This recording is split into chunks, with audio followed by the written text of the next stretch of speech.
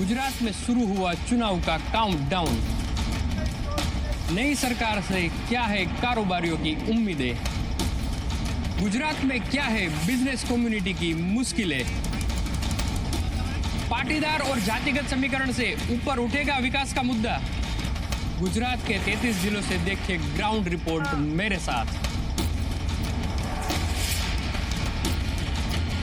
तो गुजरात के 33 जिलों से हम आपको दिखाएंगे ग्राउंड रिपोर्ट। आज बारी है राजकोट की। जी हाँ, गुजरात विधानसभा चुनाव के लिए मतदान के दिन में अब 1 महीने से भी कम का वक्त रह गया है, लिहाजा हर पार्टी वोटर को रुझाने के लिए एड़ी चोटी का जोर लगा रही है। जी बिजनेस 33 शहरों से आपके लिए ग्राउंड रिपोर्ट लेकर आया है और मेरे सहयोगी केतन जोशी इन शहरों तक पहुंचे और हर वर्ग के लोगों से वहां बातचीत की, उनकी समस्याएं जानी, उनके सुझाव लिए, सियासी पार्टियों से उनकी उम्मीदें क्या हैं ये भी जानी। हर मुद्दे पर उन्होंने बात की और आज शुरुआत सौराष्ट्र की राजधानी राजकोट से।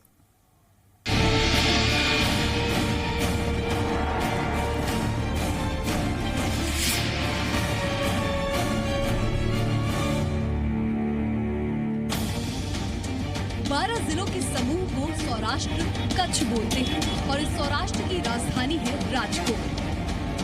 वैसे भी 1948 से 1956 तक जब गुजरात महाराष्ट्र का हिस्सा था तब सौराष्ट्र राजधानी थी और उसका मुख्य शहर था राजकोट। सौराष्ट्र की राजधानी राजकोट इसीलिए है क्योंकि रोजगार के लिहाज से हर जिले से लोग यहाँ आते हैं। इसीलिए पिछले 5 साल में इसकी आबादी काफी बढ़ गई है और आज 18 लाख तक पहुंच गई है।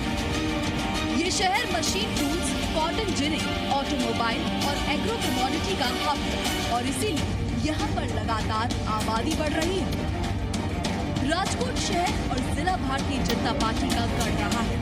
अगर राजकोट शहर और जिले की 8 विधानसभा सीटों पर नजर डालें तो 8 में से 6 बीजेपी ने जीती है। हालांकि ये सभी सीट पर पटेल मतदाता ही निर्णायक साबित होंगे और पाटीदार आंदोलन काफी जोर पकड़ रहा है। तो आइए हम चुनावी चौपाल में इस रंगीले शहर राजकोट के बारे में बताते हैं और राजकोट की जनता, यहाँ के उद्योग समूह और आम नागरिक विधानसभा चुनाव को लेकर क्या कहते हैं। गुजरात का विधानसभा चुनाव सिर पर है और हमारी चुनावी यात्रा पहुंच गई है राजकोट। राजकोट मतलब कि सौराष्ट्र की राजधानी। यहाँ से एक समय में बीजेपी का गढ़ माना जाता था। राजकोट आज भी बरकरार है और अगर हम पूरे जिले और शहर की बात करें तो कुल 8 सीटें हैं जिनमें से 6 सीट पर बीजेपी का प्रभुत्व है। और ख़ास बात यह है कि जो मौजूदा मुख्यमंत्री है गुजरात के वो भी राजकोट से बिलोंग करते हैं। लेकिन फिर भी क्या राजकोट को जो चाहिए वो सब कुछ मिल गया है? क्या राजकोट में अभी भी वो कई सारी कमियां हैं जिनको अगर पूरा किया जाए तो राजकोट है वो इनसे भी आगे निकल सकता है? ऐसे कई सारे मुद्दे हैं जिनकी आज हम यहाँ चौपाल लगाकर चर्चा करने वाले हैं और मेरे साथ कई सारे लोग हैं, इंडस्ट्री के भी लोग हैं, राजकोट के लोग भी हैं और पॉलिटिशियंस भी है। तो हम सबका मिला जुला व्यू लेंगे और पता करने की कोशिश करेंगे कि आखिरकार राजकोट को और क्या चाहिए जिससे कि मतदाता है राजकोट का वो किसी एक पार्टी को मत देने के लिए मजबूर हो जाइए। आइए शुरुआत करते हैं यहाँ से उद्योग जगत से। हमें ये बताइए कि क्या राजकोट को जो विकास हुआ है वो सफिशिएंट है कि और भी कुछ करना बाकी है? राजकोट का जो विकास है वो राजकोट की पब्लिक की वजह से है।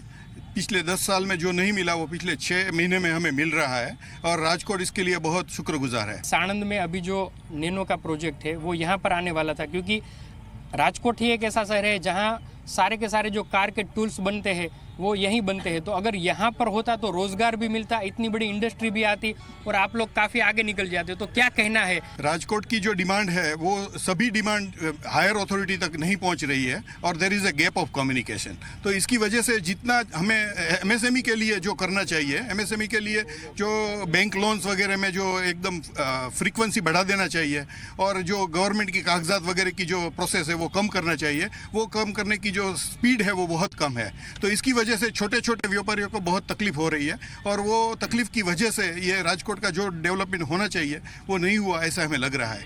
मितुल भाई, आप कांग्रेस से काफ़ी नज़दीकी पैठ रखते हैं, राजकोट को और पूरे ज़िले को जानते हैं। कांग्रेस इतना कुछ कर रही है लेकिन फिर भी राजकोट के ऊपर क्यों बीजेपी की पकड़ लगातार मजबूत है?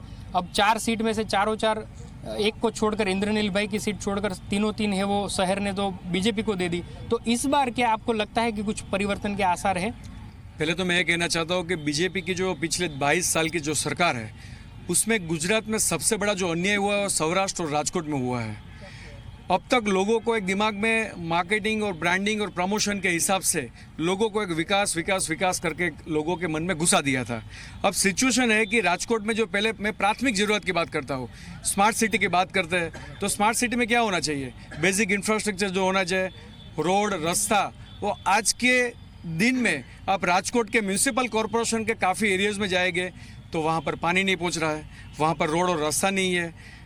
जो सिटी से हमारे मुख्यमंत्री नरेंद्र मोदी यहाँ से निकले हो, वजूभाई वाला यहाँ से कितनी बार फाइनेंस मिनिस्ट्री हुआ, इसके बाद हमारे केशुभाई पटेल यहाँ से जो आए, अभी विजय भाई है। तो राजकोट का सबसे बड़ा जो इश्यूज़ है वो पानी है। आज के दिन में राजकोट में 20 मिनट भी पानी नहीं चल रहा है, तो विकास की बात मुझे आप समझाओ। अब बात है इंडस्ट्रीज और बिजनेस की। राजकोट की और गुजरात की जो जनता है वो एक खमीरवंती और बिजनेसमैन और इंडस्ट्रीज के सोच वाली जनता है। तो यहाँ पर जो भी बिजनेस और इंडस्ट्रीज छोटे छोटे व्यापार है और उसकी हिम्मत और ताकत से आगे बढ़ रहे हैं। राजकोट में जो बेसिक फैसिलिटी और इंफ्रास्ट्रक्चर मिलना चाहिए वो अभी तक मिला ही नहीं है। आज ही GIDC की बात करें तो वो कांग्रेस की सरकार में गुजरात में स्थापित थी। यहाँ पर हम मेट्रोडा GIDC तो कुल मिलाकर आप कह सकते हैं कि इस बार राजकोट की सीट है वो कांग्रेस की बढ़ सकती है। मैं वही बोल रहा हूँ। मेट्रोडा GIDC है वो भी कांग्रेस ने किया है। यहाँ पर सबसे बड़ा जो हमारा भादर डैम है, आजी डैम है, न्यारी डैम है, वो सब कांग्रेस के टाइम में हुआ। बीजेपी ने सब बात ही की। जो पेटा कैनल यहाँ तक पहुँचनी चाहिए वो भी नहीं पहुँची है। अब लोगों को समझ में आया, जो व्यापारी और जो बिजनेसमैन बीजेपी के साथ खड़े थे, जो पटेल और जो समुदाय बीजेपी के साथ खड़े थे, उसको अब समझ में आया कि नोटबंदी और GST के हिसाब से जो ये सरकार ने डिसीजन लिया है वो सबको कमर तोड़ने वाला है। और इस बार गुजरात की हर एक जनता, हर एक लोग ने सोच लिया है कि चलिए, आपने नोटबंदी की बात की, हमें ये बताइए कि नोटबंदी वाकई इश्यू रहेगा और GST इश्यू रहने वाला है इस चुनाव में? Definitely. GST, I cannot say about the demonetization, but GST will be a biggest issue. और जैसे आपने ही बोला कि Rajkot is a engineering hub.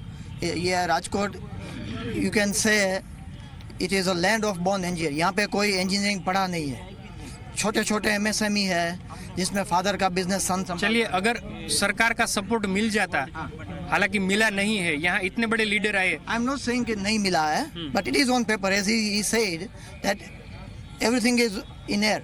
बोल दिया है कि वी विल डू इट, पर व्हेन? रोजगार को लेकर क्या यहाँ स्थिति है? क्या लोगों को रोजगार मिला है? क्योंकि मुख्यमंत्री खुद आपके शहर के हैं, राजकोट के हैं। नहीं साहब जी, यहाँ कोई रोजगार मिला नहीं है। और मुख्यमंत्री का जो विस्तार है, उसका जो घर है, वहाँ से कोई भी 4 किलोमीटर आप दूर चला जाइए, वहाँ पर विकास हुआ है। देसी दारू का अड्डा का विकास हुआ है। आप आइए मेरे साथ और देखिए, आप आइए मेरे साथ देखिए। यहाँ से मुख्यमंत्री जी का घर से 5 किलोमीटर दूर आके देखिए, हमारा रैया गाँव है, रैया धार विस्तार है, स्लम क्वार्टर विस्तार है, गांधीग्राम विस्तार है। मैं ये पूछ रहा हूँ कि यहाँ मिलीजुली राय आ रही है, तो क्या राजकोट की जनता है वो पारंपरिक बीजेपी के साथ रहेगी या और कुछ ऐसा हो गया जिससे कि अपना मन इस बार बदलने वाली है? नहीं, वो राजकोट की जनता बीजेपी के साथ ही रहेगी कि विकास किया है भारतीय जनता पार्टी ने। जो पानी का प्रश्न था, वो नर्मदा का पानी, ये आजी डैम में बिना बस से भर दिया। राजकोट का विकट प्रश्न है, पानी प्रश्न हल हो गया। आज दिन कांग्रेस ने कुछ नहीं किया। और नोटबंदी का निर्णय है, वो भ्रष्टाचार रोकने के लिए, काला धन रोकने के लिए और जाली नोट रोकने के लिए नरेंद्र मोदी ने निर्णय किया है। नोटबंदी का निर्णय के बाद 5 राज्यों की विधानसभा। आप ये बताइए कि राजकोट, क्या आपको लगता है कि राजकोट अहमदाबाद जैसे कि साणंद और अहमदाबाद का विकास हुआ है औद्योगिक पॉइंट ऑफ व्यू से, राजकोट भी ऐसा एक शहर बन सकता था लेकिन हुआ नहीं है, ये ऐसा आप मानते हैं? सर, राजकोट में औद्योगिक विकास हुआ ही है। पिछले 22 साल में गुजरात में जो विकास हुआ है उसमें राजकोट कहीं भी पीछे नहीं है। हमारा कोई गेस्ट आता है बाहर दूसरे स्टेट से, तो वो राजकोट देख के दंग रह जाता है। कितना अच्छा सिटी, आउट ऑफ गुजरात कोई जगह नहीं है, यहाँ कोई तकलीफ नहीं है। मित्र ने बताया कांग्रेस वाला इस चुनाव में क्या मुद्दा क्या रहने वाला है? जाति का मुद्दा रहना कि विकास का रहना? एक ही मुद्दा रहेगा सर, एक ही मुद्दा रहेगा कि नरेंद्र भाई मोदी सिवाय ये देश में कोई विकास नहीं कर सकता। तो विकास इतना हुआ है तो अहमदाबाद से लेकर जितने महानगर है वहाँ गड्ढे इतने हो गए थे कि लोग बोलने लगे कि विकास पागल हो गया है। तो इसके ऊपर आप क्या कहेंगे? देखिए, गड्ढा और विकास ये दोनों में तो जमीन आसमान का फर्क है। गड्ढा वो विकास के साथ सुसंगत नहीं है। लेकिन दूसरा जवाब मैं देता हूं कि सौराष्ट्र का विकास क्यों नहीं हुआ था। आज तक जो बेसिकली रिक्वायरमेंट इलेक्ट्रिसिटी और पानी की जरूरत है वो आज तक किसी ने पूरी नहीं की। अभी वो विजय भाई ने राजकोट को पानी दिया। Each and every industries require 40% of the water and 100% electricity। मौजूदा सरकार की ये मंशा है कि कई सारे ऐसे बिजनेस थे जैसे कि टेक्सटाइल, वो सिर्फ कच्ची चिट्ठी पर पूरा बिजनेस चलता था। अगर कोई टैक्स नहीं देगा तो विकास कैसे होगा, इंफ्रास्ट्रक्चर कैसे आगे बढ़ेगा। तो कोई भी बड़ा काम होता है, बड़ी क्रांति होती है तो शुरुआत में थोड़ी दिक्कत होती है। क्या ये बात आप नहीं मानते हैं? नहीं, मेरा बिजनेस फार्मा रिलेटेड है। मान लो कि मैं परचेस करता हूँ बल्क में, क्रेडिट उसको मैं चेक पे कर देता हूँ और बाद में मैं देता हूँ रिटेलर में, तो आज वो तो मुझे कैश ही देंगे, ठीक है ना। तो उसमें तो इंक्लूडिंग जीएसटी तो है ही। तो वो कैसे वो बोल सकते हैं कि ये जीएसटी की वजह से कि आप ये बिजनेस हमारा रुक गया है।